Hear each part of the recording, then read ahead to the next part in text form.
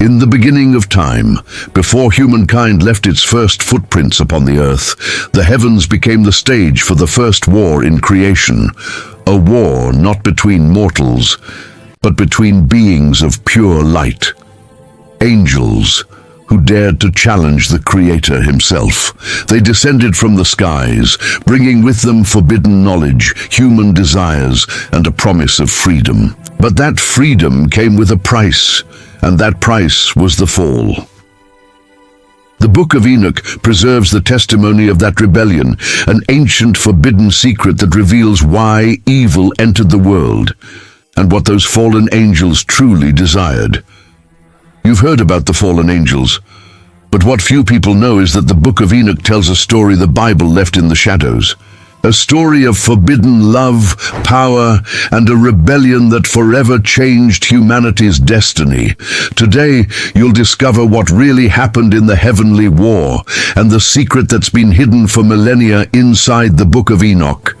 Stay until the end, because what you're about to hear might completely change the way you see good, evil, and even God himself. Before we dive into this epic journey, if you love exploring ancient mysteries and biblical revelations few dare to speak about, subscribe now, turn on the notification bell, and hit the like button, because what comes next will leave you breathless. In the beginning, when the earth was still silent and humanity took its first steps, the heavens were filled with countless angels, beings of pure energy, created to observe, protect, and guide.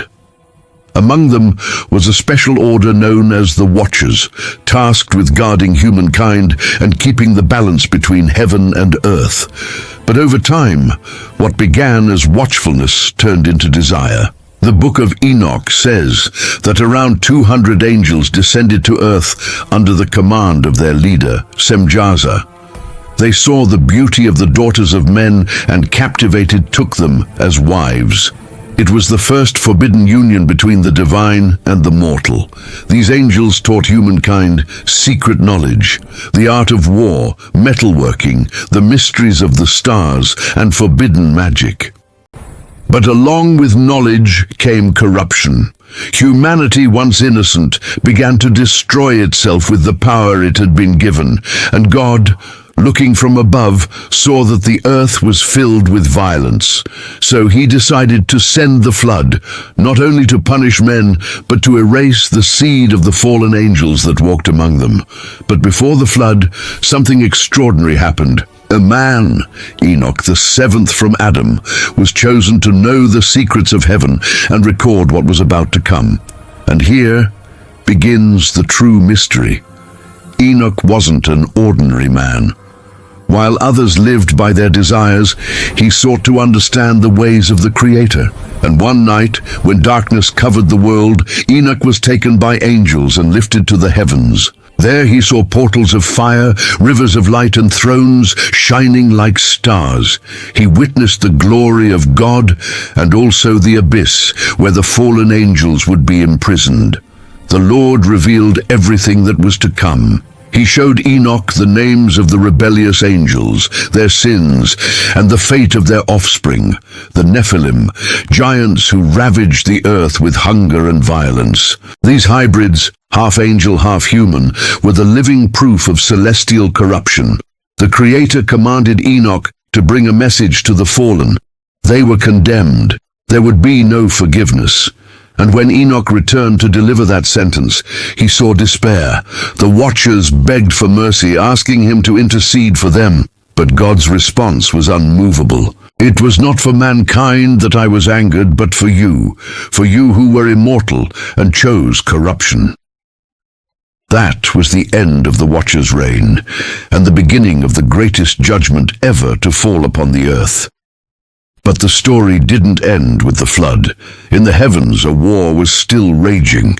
Michael, Gabriel, and the armies of God rose up against the rebellious angels. And that battle echoed through the ages, a spiritual war that, according to Enoch, still continues to this very day. The fallen angels were imprisoned in fiery abysses, their leaders sealed in caverns of darkness. Yet their influence, their ideas, and their teachings remained among men. Many believe the great ancient empires, Babylon, Egypt, even lost civilizations, carried fragments of the Watcher's knowledge. Architecture, astronomy, alchemy, all of it might trace back to that forbidden pact. And that's why the Book of Enoch was hidden for centuries, because it doesn't just speak of angels and punishment.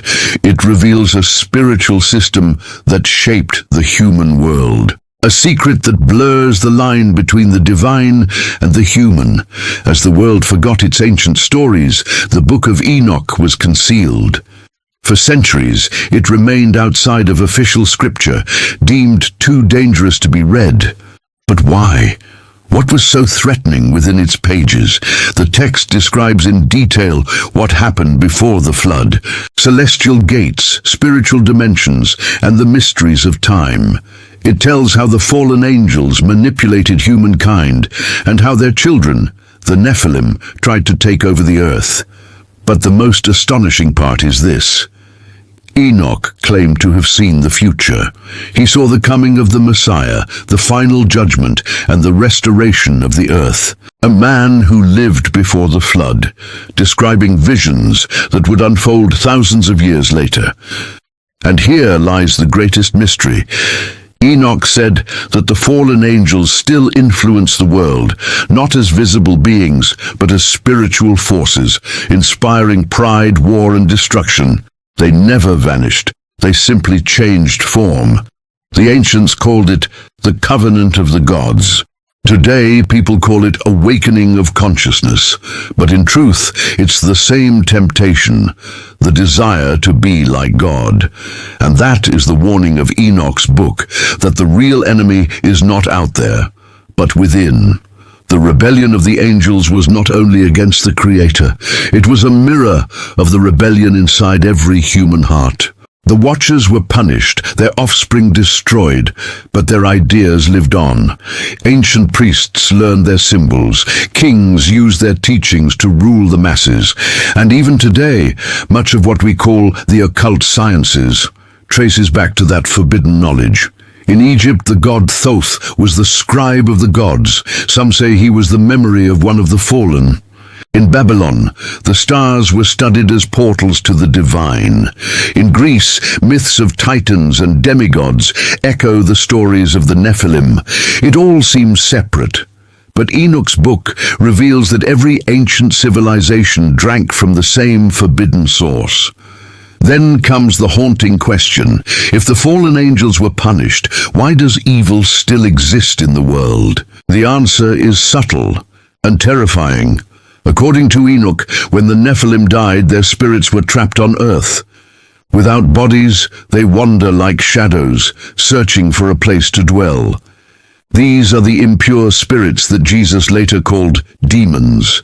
They are the echoes of the original rebellion, entities still following the same plan to deceive, divide, and corrupt. And perhaps, when we look at human history, the wars, the empires, the greed, we're simply seeing reflections of an ancient rebellion that never truly ended. In his final vision, Enoch was taken once more into the heavens.